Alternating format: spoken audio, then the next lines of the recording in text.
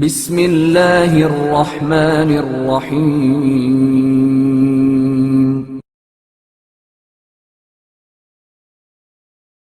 امام محمد باقر علیہ السلام پر ہشام کا ظلم و ستم۔ امام محمد باقر علیہ السلام تقریباً 20 سال تک امامت کے منصب پر فائز رہے۔ اس مدت میں آپ کا واسطہ 4 اموی خلفاء سے پڑا۔ پہلا سلیمان ابن عبد الملک، دوسرا عمر ابن عبد العزیز، تیسرا یزید ابن عبد الملک اور چوتھا ہشام ابن عبد الملک۔ تقریباً آپ کی عمر کے آخری 10 برسوں میں اموی خلیفہ ہشام ابن عبد الملک سے آپ کا واسطہ پڑا۔ کبھی بھی آپ نے اسے تسلیم نہیں کیا، اور جب بھی مناسب موقع ملا آپ نے مناسب ناراضگی کا اظہار کیا اور اپنے اجداد پاک کی طرح سرکشوں کے خلاف محاذ قائم رکھا۔ اگرچہ وسائل اور امکانات ان کے ساتھ جنگ کی اجازت نہیں دیتے تھے، پھر بھی ہر محاذ پر آپ نے اموی سلطنت کے مقابلے میں محکم مورچہ قائم رکھا۔ اسی وجہ سے اس زمانے میں امام محمد باقر علیہ السلام اور آپ کے اصحاب پر کڑی نظر رکھی جاتی تھی۔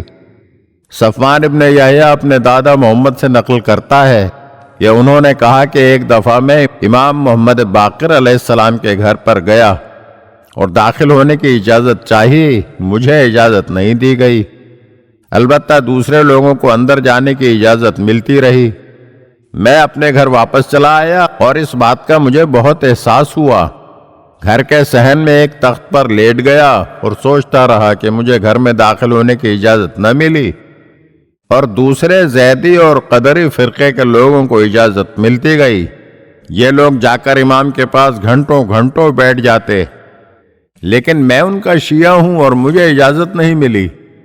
میں انہی خیالات میں مگن تھا کہ کسی نے دروازے پر دستک دی۔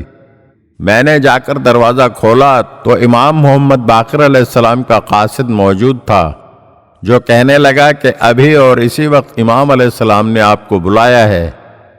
میں لباس تبدیل کر کے فوراً آپ کے پاس پہنچا تو مجھے دیکھ کر امام علیہ السلام نے فرمایا، اے محمد، یہ بات قدری اور زیدی وغیرہ کی نہیں تھی، بلکہ ہم نے تم سے بے اعتنائی اس لیے برتی تھی کہ حکومت کے جاسوس ہمارے شیعوں کو نہ پہچان سکیں کہ انہیں بعد میں ایذا پہنچائیں۔ امام محمد باقر علیہ السلام کی یہ بات میرے دل کو لگی اور مجھے سکون مل گیا۔ اگر آپ ہمارے چینل کی نئی ویڈیوز دیکھنا چاہتے ہیں تو ہمارے چینل کو سبسکرائب کریں اور گھنٹی کے بٹن کو دبائیے تاکہ ہر آنے والی ویڈیو آپ کو جلد موصول ہو سکے۔ اور ہاں، لائک اور شیئر ضرور کیجیے اور اپنے قیمتی کمنٹ سے ہمیں آگاہ کیجیے۔ شکریہ۔